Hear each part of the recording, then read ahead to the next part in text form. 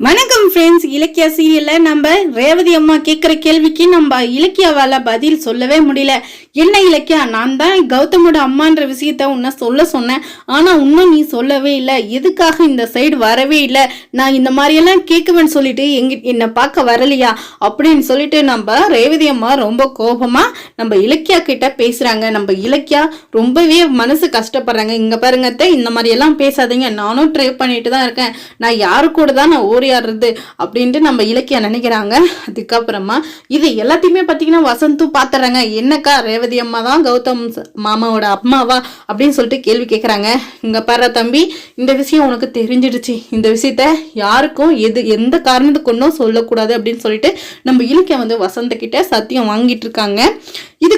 இதுக்கப்புறம் பார்த்தீங்கன்னா நம்ம அஞ்சலி நடிச்சிட்டு இருக்கிறது டவுட் வந்துடுச்சு நம்ம இலக்கியாவுக்கு. அதை எப்படியாச்சும் கிளியர் பண்ணிக்கணும் அப்படின்னு சொல்லிட்டு வீட்டுக்கு போகிறாங்க.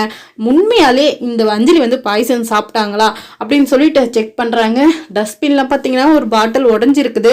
அது என்ன பாட்டிலாக இருக்குன்னு செக் பண்ணுறாங்க. அது என்ன பாட்டில்னு பார்த்தீங்கன்னா தேன் பாட்டில் தாங்க. சும்மாவே இவங்க எல்லாருமே ஆக்டிங் பண்ணிட்டு படுத்துட்டு இருக்கிறது நம்ம இலக்கியாவுக்கு தெரிஞ்சு வந்துருச்சு. அதுக்கப்புறமா இவங்க வழியிலேயே போயிட்டு தான் நம்ம அவங்கள எல்லாம் செய்யணும் அப்படின்னு சொல்லிட்டு நம்ம இலக்கிய யோசிக்கிறாங்க. இவங்க நடிக்கிறது இலக்கியாவுக்கு தெரிஞ்சிருச்சு, ஆனால் அவங்க ரெண்டு பேருக்கும் நடிக்கிறது அவங்க ரெண்டு பேருக்கும் தெரியல.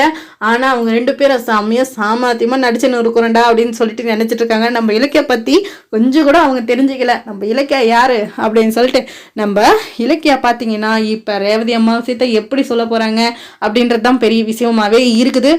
இருந்தாலும் நம்ம ரேவதி அம்மாவே ஃபஸ்ட்டு முந்திக்கிறாங்க. நம்ம ஜானம்மாவுக்கு ஃபோன் பண்ணி, இங்கே பாரு ஜானகி, எஸ்எஸ்கே சும்மா விட மாட்டான், கௌதம் பற்றி எல்லாம் தெரிஞ்சிடுச்சுன்னா அப்படின்னு சொல்லிட்டு சொல்கிறாங்க. அதுக்கப்புறமா ஜானகி இந்த விஷயத்துக்கும் எஸ்எஸ்கேவுக்கும் என்னம்மா சம்மந்தம் அப்படின்னு கேட்குறாங்க. இங்கே பாரு ஜானகி, விளையாட்டை வினையாகிடும், அதனால் இங்கே பாரு எஸ்எஸ்கே தான் கௌதமோட அப்பாவே, என்னை ஏமாத்திட்டு போனது அவன் தான் அப்படின்னு சொல்லிட்டு சொன்னவனே ஜானகிக்கு செம்மையாக ஷாக் ஆயிடுச்சு. என்னது, கௌதமோட அப்பா எஸ்எஸ்கேவா?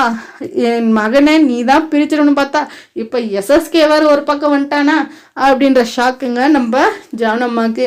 என்ன செய்ய போகிறாங்க இப்போ நம்ம கௌதம் கிட்ட எப்படி உண்மையாக சொல்ல போகிறாங்க?